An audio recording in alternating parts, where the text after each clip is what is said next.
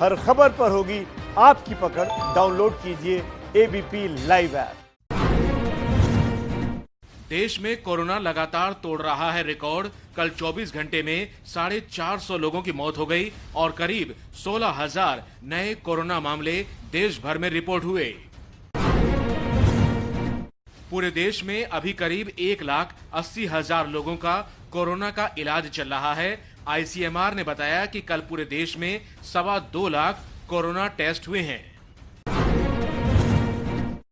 दिल्ली में कोरोना मामलों की संख्या 70,000 के पार।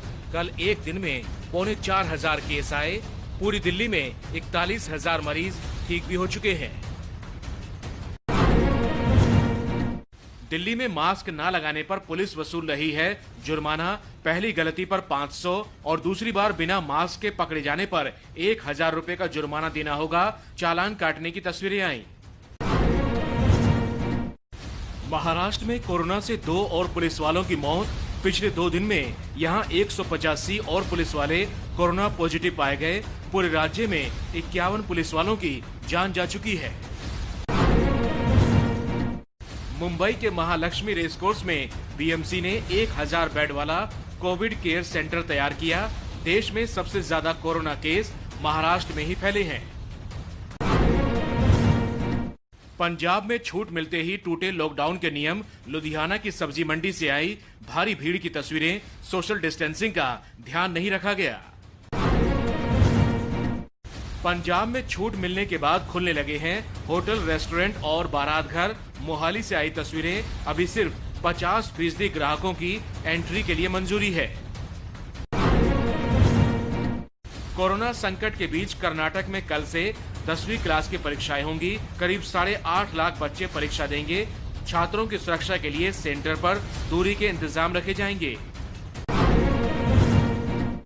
कोरोना पर पतंजलि की दवा के दावे पर सरकार ने स्थिति साफ की। आयुष मंत्री ने कहा, पतंजलि ने रिपोर्ट भेजी है, उसकी जांच के बाद ही मिलेगी दवा को मंजूरी। उत्तराखंड के आयुर्वेदिक डिपार्टमेंट का दावा, पतंजलि ने लाइसेंस लेते वक्त कोरोना की दवा होने का नहीं किया था जिक्र। सिर्फ सर्दी, खांसी, बुखार और प्रतिरोधक क्षमता बढ़ाने की बात कही थी। महाराष्ट्र के सोलापुर में आज शहीद सुनील काले का अंतिम संस्कार किया गया। कल पुलवामा हमले में आतंकियों से लड़ते हुए जान दी थी। जम्मू कश्मीर के पुंछ में आतंकियों के हथियारों की खेप बरामद। सूरनकोट में ऑटोमेटिक राइफल और गोलियां मिली। रुला रहा है तेल। आज पहली बार देश में डीजल के दाम पेट्रोल से ज्यादा हो गए। पेट्रोल और डीजल दोनों की कीमत करीब 80 रुपए। डीजल पेट्रोल से 20 पैसे महंगा। पिछले 18 दिनों से तेल कंपनियां बढ़ा रही हैं पेट्रोल डीजल के दाम। 18 दिन में पेट्रोल करीब 9 रुपए और डीजल करीब 11 रुपए तक महंगा हुआ है। मध्य प्रदेश के रीवा में टिड्डी भगाने के लिए लोगों ने बैंड बाजे का सहारा लिया। बारिश की वजह से कीटनाशक का छिड़काव करने के लिए फायर ब्रिगेड की गाड़ियां खेतों में नहीं पहुंच पा रही हैं। अहमदाबाद के साणंद में आज भीषण आग लग गई। सैनिटरी पैड बनाने की फैक्ट्री आग में जली। बाल बाल बचे मजदूर। दमकल की 25 गाड़ियों ने बुझाई आग। उत्तराखंड के केदारनाथ हाईवे पर पहाड़ खिसकने से 12 घंटे से बंद है रास्ता। लोगों को आवाजाही में दिक्कत। रास्ता खोलने में जुटी है टीम। उत्तराखंड के हल्द्वानी में बारिश के बाद गोला नदी का जलस्तर अचानक बढ़ गया। नदी में खनन कर रही गाड़ियां और मजदूर पानी में बह गए। रेस्क्यू कर सभी को बचाया गया। राजस्थान के बारां में छेड़छाड़ के आरोप में मंडी के व्यापारी की जमकर पिटाई। महिला बैंक कर्मचारी ने छेड़छाड़ का आरोप लगाया था। व्यापारी ने आरोपों को झूठा बताया। नोएडा में नशे की हालत में युवक ने सोसाइटी के सिक्योरिटी गार्ड के साथ मारपीट की। सोसाइटी में तोड़फोड़ की तस्वीरें सीसीटीवी में रिकॉर्ड हुई।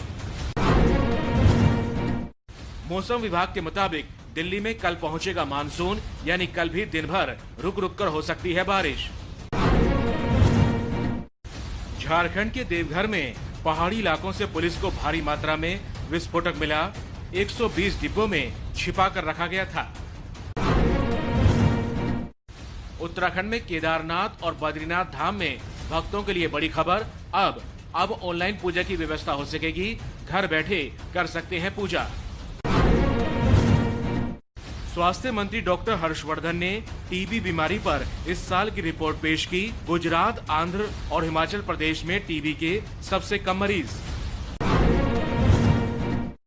उत्तरी अमेरिकी देश मेक्सिको में आज बड़ा भूकंप आया।